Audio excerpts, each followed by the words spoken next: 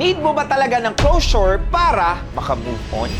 You don't need them to explain why they did what they did. You don't need them to explain their side for you to have a closure. Feeling ko kasi ang closure, that is something you give to yourself. Kasi di ba may mga tao talagang madamot. Ipagkakait nila sa'yo yan. That is something you will have to give to yourself.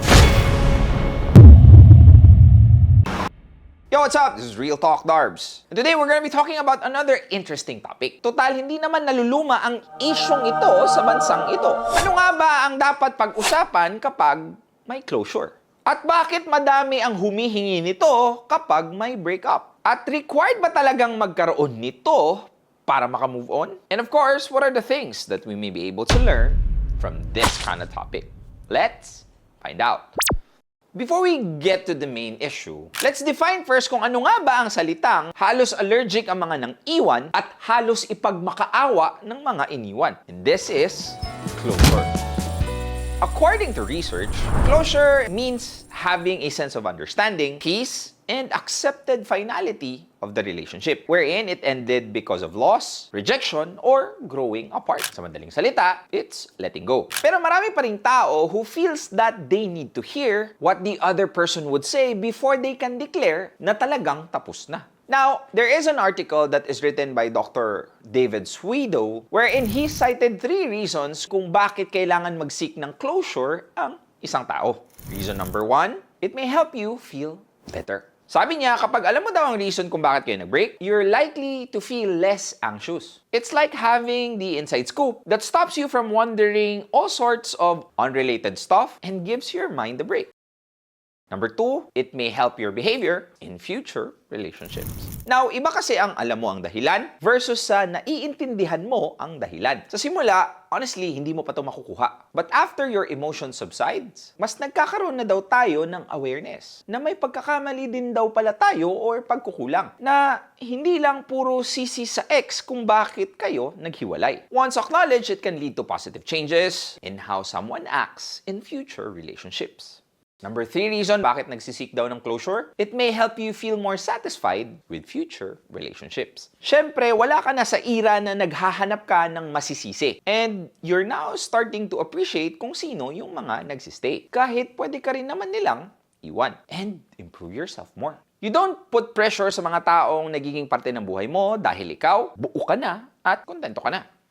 However, a recent article that is written by Dr. David Lay, wherein he said na hindi mo naman daw talaga kailangan ng closure because oftentimes, the demand is more about control, revenge, or anger. First and foremost, ibang-iba na din kasi ang meaning nito originally kesa sa kung paano natin gamitin ito ngayon. Dati, ginagamit ang closure just to fill in the gaps or even solve a problem. Ngayon kasi, most likely, hindi na. It is used for final resolution. Typically, maririnig mo yung linyang, I needed to know why he ghosted me. I can't let go until malaman niya kung gano'n niya ako nasaktan. This is why it's not really recommended. Dahil imbis na hindi ka makakagawa ng bagay na hindi mo pagsisisihan, tendency, mas matindi pa pala ang magagawa mo. And oftentimes, ginagawa kasi nating excuse ang closure just to reconnect and reopen. Just for us to have that reason for the final conversation, kunwari. Pero ang totoo, gusto mo lamang mag-reconnect sa kanya para ma-solve ang problema, para magkabalikan kayo ulit.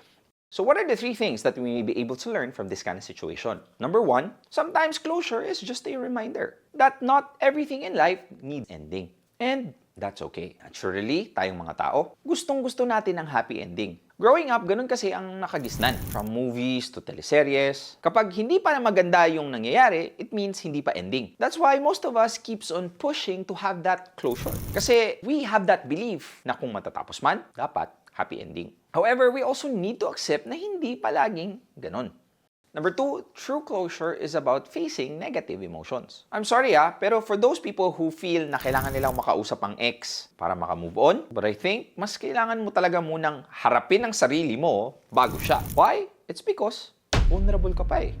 Now, wanting closure is normal. It's about wanting emotional pain, loss, and grief to end. After all, kung nag-end na, it means decided na din siya. Now, at this specific time, kailangan mo munang unahin ang sarili mo. Because a lot of times, the closure that you need is none at all.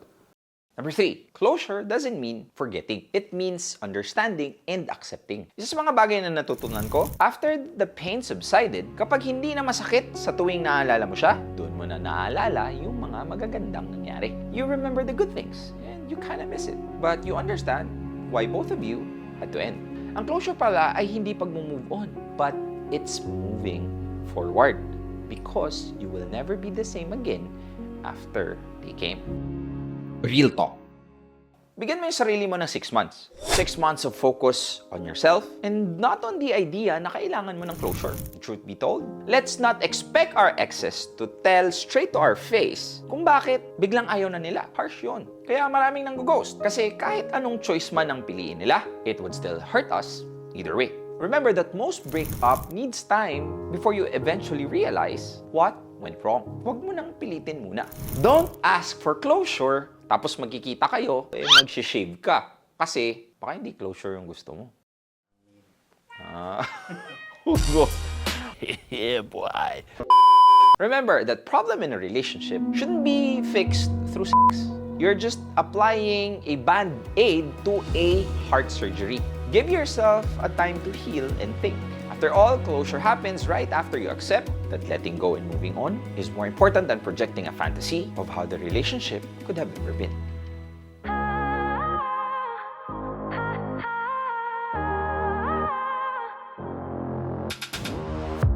It's silent now, we don't say a word. We're just looking at each other.